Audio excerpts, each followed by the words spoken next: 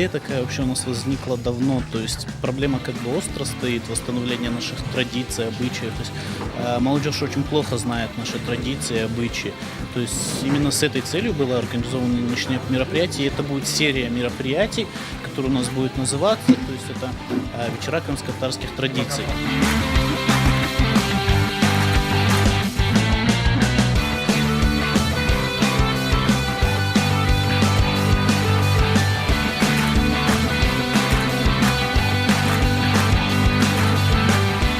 Хочется, чтобы традиции наши не менялись, были такими, какие были у наших дедушек, бабушек.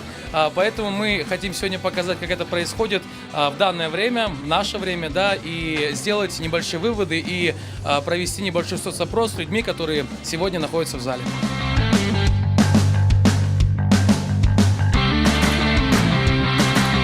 Это было очень интересное мероприятие, очень полезное. Я узнала для себя много нового и вывела из этого определенные выводы. Все очень хорошо продумано, очень весело.